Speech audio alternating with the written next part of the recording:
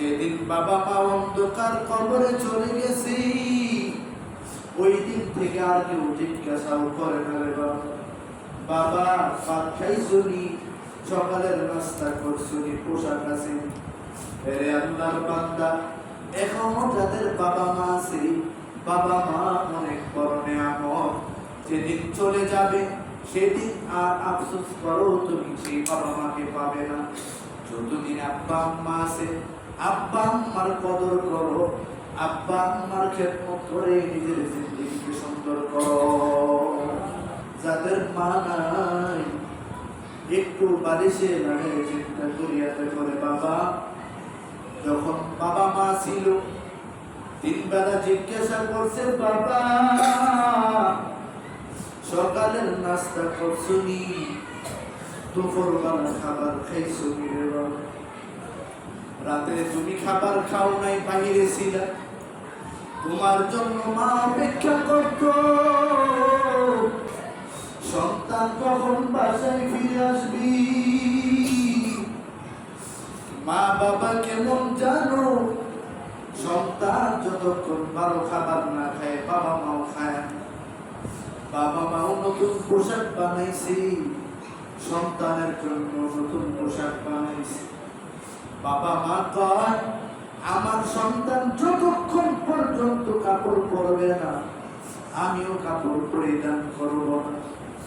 মা বাবার মতো আপন কেউ না।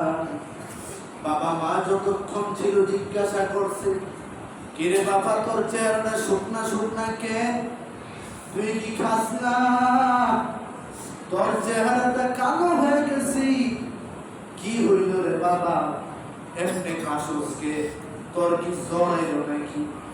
যেদিন বাবা মা অন্ধকার কবরে চলে গেছি, ওই দিন থেকে আর কেউ জিজ্ঞাসাও করে না রে বাবা ভাত খাইছনি, সকালের নাস্তা করছনি, পোশাক আছে।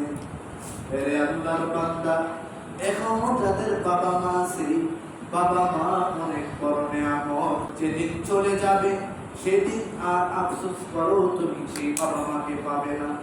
যতদিন আব্বা আম্মা আছে, আব্বা আম্মার কদর করো, আব্বা আম্মার খেদমত করে নিজের জিন্দেগিকে সুন্দর করো। মুরব্বীর একটা বিষয় আমাকে মাথায় দিয়েছেন। আমরা আজকে যুব সমাজরা এখানে উপস্থিত আছি মসজিদে, সব সময় আমরা চেষ্টা করব আমাদের আচার আচরণে যেন মুরব্বী ওলামায়ে কেরাম বাবা মা যেন কষ্ট না পায়। এরে আল্লাহর বান্দা, উলামায়ে কেরাম যেন তোমার আমার আচরণে কোনো কষ্ট না পায়।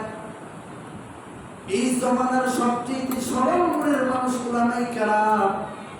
এরা কত সরল জানো, যারা ওই উলামায়ে কেরামের সঙ্গে দুশমনি করে, ওই ইমাম সাহেব তার জন্য দোয়া করে, ঠিক কিনা? 5 ওয়াক্ত নামাজে সবার জন্য ইমাম সাহেব করে দোয়া করে, কি করে না?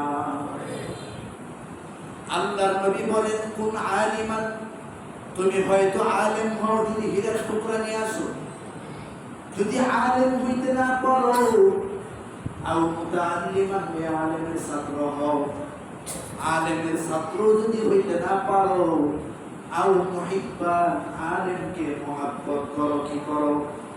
আও মুঈনান, কিংবা তাকে সাহায্য করো। এরপরে আল্লাহর নবী বলেন ওয়ালা তাকুন খামিসান, পঞ্চম ব্যক্তি হয়েও না, ফাতাহলিক, তাহলে তুমি ধ্বংস হয়ে যাইবা। আল্লাহর নবী বলেন হয়তো আলেম হও, না হলে আলেমের ছাত্র হও।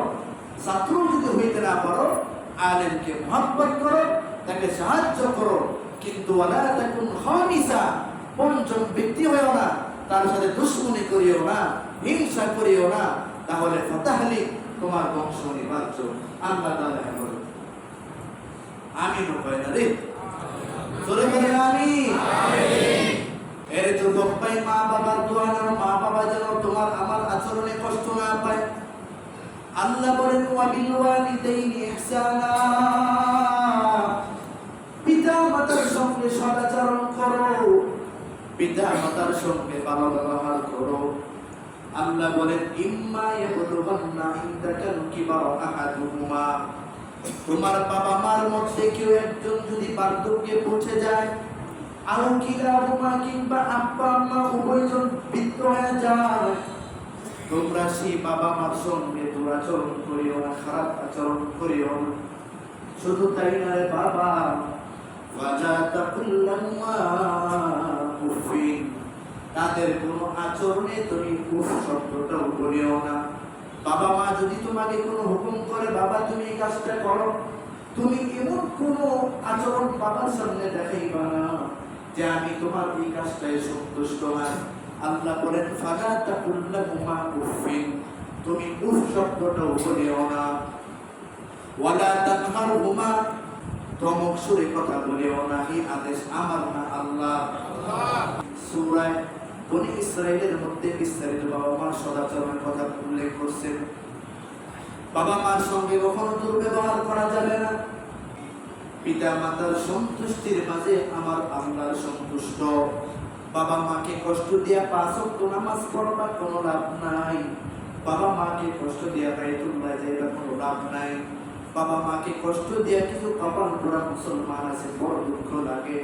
বাবা মার কাপড় চাপড়ের খবর নাই। বাবা মা 3 বেলা ভাত খায় কিনা এদের কোনো খবর নাই।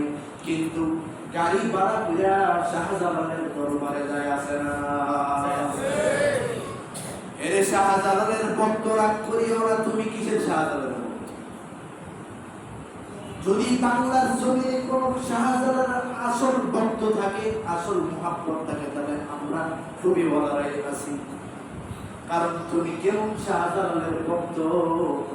শাহজালাল রহমাতুল্লাহ আলাইহির খবর তুমি জানো, জিন্দেগিতে দাড়ি কাটে নাই। শাহজালাল রহমাতুল্লাহ আলাইহি কেমন আল্লাহর আশিক ছিল জানো? আল্লাহর মুহাব্বতে পড়ে জীবনে বিবাহ করে নাই। আর তুমি কেমন আশিক হইছো? নারীর মুহাব্বতে পড়া তুমি দাড়ি কাটো। ঠিক না বেটে? তুমি কিসের শাহজালালের আশিক? শাহজালালের আশিক দাবি করো, বিভিন্ন টাকা পয়সা নিয়ে বাবার দরবারে যাও। তোমার বাবা মা সকালে নাস্তা খাইছে কিনা খবর নাও, দুপুরবেলা খাবার খাইছে কিনা খবর নাও, ভালো পোশাক আছে কিনা খবর নাও, ওষুধ আছে কিনা এগুলোর খোঁজ খবর নাও। নিজের বাবা মার খবর বাদ দিয়া পীরের দরবারে দৌড়াদৌড়ি তোমরা বন্ধ করে দাও। আসল পীর হলো আমার বাবা মা। আসল পীর কে? আমার বাবা মা ঠিক তো আমার জান্নাত ঠিক। এই জন্য আল্লাহর নবী বলেন আমার আল্লাহর সন্তুষ্ট হয়েছে বাবা মার সন্তুষ্টির মধ্যে। আল্লাহ বলেন বাবা মার সঙ্গে দুরাচরণ করিও না। ওয়ালা তানহারহুমা, ধমক সুরে কথা বলিও না। কেমনে কথা বলবা আল্লাহ তাআলা সেটাও শিখাই দিয়েছেন। ওয়া কুল্লাহুমা কাওলান কারীমা, আই কাওলান সাহালা, আই কাওলান লতীফা, আই কাওলান কারীমা। বাবা মার সঙ্গে সহজ ভাষায় কথা বলো। সহজ ভাষা বলতে কি? তুমি গ্রাম দেশ থেকে ঢাকায় তুমি লেখাপড়া করে উচ্চ শিক্ষিত হয়েছো, তুমি এখন শুদ্ধ ভাষা ছাড়া কথা বলতে পারো না।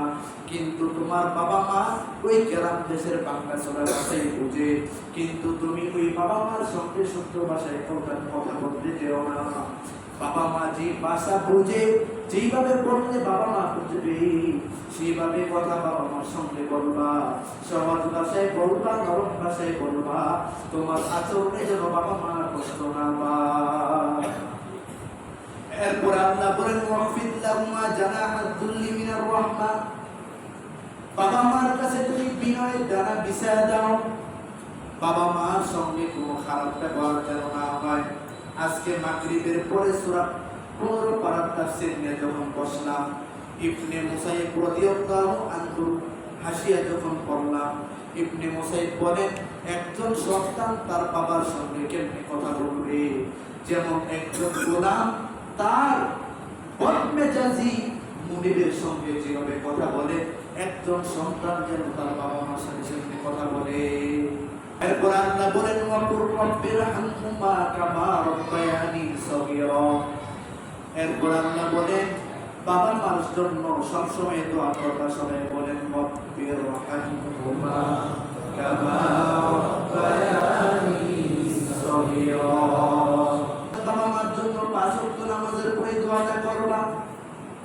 বাবা মা হলো দুনিয়াতে আপন, আর বাবা মার মতো আপন দুনিয়াতে কেউ নাই রে বাবা। যাদের মা নাই বাবা নাই একটু চিন্তা করিয়া দেখো, কতই তোমার সামনে চলে গেল রে বাবা। আমার মাদ্রাসার মধ্যে কত এতিম বাচ্চা কান্না করে রে বাবা। বাবা কেন কান্না করো? আমার পাশের ছাত্র ভাই দেখি গরুর গোশত দিয়া ভাত খায়, ফল খায়। আমি মনে মনে বলি, আজ যদি আমার বাবা থাকতো আমার জন্য গোশত নিয়ে আসতো, ফল নিয়ে আসতো, নতুন নতুন কাপড় বানায় নিয়ে আসতো। যাদের মা নাই একটু বালিশে লাগে চিন্তা করিয়াতে করে বাবা। যখন বাবা মা ছিল 3 বেলা জিজ্ঞাসা করছে, বাবা সকালের নাস্তা করছুনি, দুপুর বেলা খাবার খাইছুনি রে বাবা? রাতে তুমি খাবার খাও নাই, বাহিরে ছিলা, তোমার জন্য মা অপেক্ষা করত সন্তান কখন বাসায় ফিরে আসবি। মা বাবা কেমন জানো? সন্তান যতক্ষণ ভালো খাবার না খায় বাবা মাও খায়। বাবা মাও নতুন পোশাক বানাইছি, সন্তানের জন্য নতুন পোশাক বানাইছি। বাবা মা কয়, আমার সন্তান যতক্ষণ পর্যন্ত কাপড় পরবে না আমিও কাপড় পরিধান করব না। মা বাবার মতো আপন কেউ না। বাবা মা যতক্ষণ ছিল জিজ্ঞাসা করছে, কিরে বাবা তোর চেহারাটা শুকনা শুকনা কেন? তুই কি খাস না? তোর চেহারাটা কালো হয়ে গেছি। কি হইল রে বাবা, এমনি খাসোস কে? তোর কি জ্বর এলো নাকি? যেদিন বাবা মা অন্ধকার কবরে চলে গেছি ওই দিন থেকে আর কেউ জিজ্ঞাসাও করে না রে বাবা। বাবা ভাত খাইছুনি, সকালের নাস্তা করছুনি, পোশাক আছে? এরে আল্লাহর বান্দা, এখনো যাদের বাবা মা আছে, বাবা মা অনেক বড় নেয়ামত। যেদিন চলে যাবে সেদিন আর আফসোস করো তুমি সেই বাবা মাকে পাবে না। যতদিন আব্বা আম্মা আছে আব্বা আম্মার কদর করো, আব্বা আম্মার খেদমত করে নিজের জিন্দেগিকে সুন্দর করো। আজ থেকে যুবক ভাইরা আমার সঙ্গে একটা ইরাদা করেন যে আজ থেকে মৃত্যু পর্যন্ত যত কষ্টই হোক আমার আচরণে যেন আমার আব্বা আম্মা মুরব্বী যেন কষ্ট না পায়। সব সময় পিতা মাতার খেয়াল রাখবো, কখনো বাবা মাকে কষ্ট দিব না। এরকম যারা ওয়াদা করবেন মুনাফিকি যেন না হয়। আল্লাহ তাআলা আপনাদেরকে ওলি বানাবেন, বাইজিদ বুস্তামির মতো ওলি বানাই দিবেন। বাইজিদ বুস্তামি কত বড় ওলি হয়েছে মায়ের দোয়ার কারণে। মা রাত্রেবেলা বলছে, বাইজিদ রে পানি খাবো, পানি নিয়ে আসো। বাইজিদ বুস্তামি রহমাতুল্লাহ আলাইহি আম্মা জানের জন্য পানি আনতে গিয়া দেখে কোথাও পানি নেই, অনেক কষ্ট করে পানি নিয়ে আসলো। আসার পরে দেখে আম্মা দুর্বল, ঘুমায় গেছে। এরপরও বাইজিদ বুস্তামি মাকে ডাকে নাই। কেন? যদি মাকে ডাকি মা কষ্ট পাবে, ঘুমাইতেছে। সারা রাত বাইজিদ বুস্তামি এই পানির পাত্র নিয়ে দাঁড়িয়েছে। বাইজিদ বুস্তামির মা যখন ঘুম ভাঙলো দেখে বাইজিদ সারা রাত পানির পাত্র নিয়ে দাঁড়িয়েছে। মা বলে, বাইজিদ ঘুমাও নাই? বলে, না মা ঘুমাই নাই। বলে, কেন? তুমি ঘুমাই গেছো, যদি ডাক দিয়ে কষ্ট পাইবা, আর যদি ওইটা দেখো আমি ঘুমাই গেছি কষ্ট পাইবা, এই জন্য সারা রাত দাঁড়াইছে। আল্লাহর বান্দা, এখন থেকে নিয়ত করো যারা যুবক তোমরাও একদিন বাবা মা হইবা। এখন আব্বা আম্মা থাকতে আব্বা আম্মার কদর করো, খেদমত করো, তোমার সন্তানরাও তোমার খেদমত করবে। তাহলে আজ থেকে আমার সাথে কারা কারা নিয়ত করতে পারবে যে আল্লাহ যতদিন হায়াত রাখছে আব্বা আম্মা যত কিছুই হোক কখনো বউয়ের কারণে আমি আমার আব্বা আম্মার সঙ্গে দুর্ব্যবহার করবো না। আজকে সুন্দরী একটা নারী ভাইয়া আব্বা আম্মারে বলে গেছো, আব্বা আম্মারে বৃদ্ধাশ্রমে পাঠায় দাও। সাবধান, তুমিও একদিন বুড়া হবা, তোমারও একদিন আসবে। কামা তাদিনু তুদানু, যেমন কর্ম তেমন ফল। আজকে সুন্দরী নারীর কারণে বাবা মার সঙ্গে বেয়াদবি করো, আজকে বন্ধু বান্ধবের পাল্লায় বাবা মার সঙ্গে বেয়াদবি করো, তুমি একজন বৃদ্ধ হওয়া রেডি রাখো সেদিনের জন্য। এখন তুমি আমার সাথে নিয়ত করো, আল্লাহ আজ থেকে আমরা তওবা করতেছি, অতীতে আব্বা আম্মার সঙ্গে যত বেয়াদবি করছি, আজকে রাত্রে আব্বা আম্মার পাও ধরে ক্ষমা চাবো। আব্বা আম্মা যদি রাগ করে, বাবা সত্য কথা বলি, তোমার হজ কবুল হবে না, তোমার রোজা কবুল হবে না, তোমার ইবাদত কবুল হবে না, আজকে সারা রাত নফল নামাজ পড়বা, একটাও কবুল হবে না। এই জন্য আজকে সবার আগে আব্বা আম্মার হাত ধরে পাও ধরে মাপ চাইবা। আর যাদের আব্বা আম্মা নাই, পাঠানতুলি কবরস্থানে শুয়ে আছে, এসবার মাসিল কবরস্থানে শুয়ে আছে, গিয়া সূরা ফাতিহা পড়ো, আলাম নাসরা পড়ো, সূরা তাকাসুর পড়ে দোয়া করো, আল্লাহ তাআলা কামিয়াবির পথ দেখাই দিবে। তাহলে আমার সাথে তওবা করো যে আজ থেকে আর কখনো কষ্ট দেব না। কারা কারা পারবা হাত তুলে দাও। আল্লাহ সবাইকে বাইতে মুস্তাকির মতো ওলি বানায়, সবাইকে বাবা মার খেদমত করার তৌফিক দান। রাজি আছি তো ইনশাআল্লাহ। চলবে কি চলবে না? নামাজ রোজার দরকার আছে না নাই? আছে। নামাজের সময়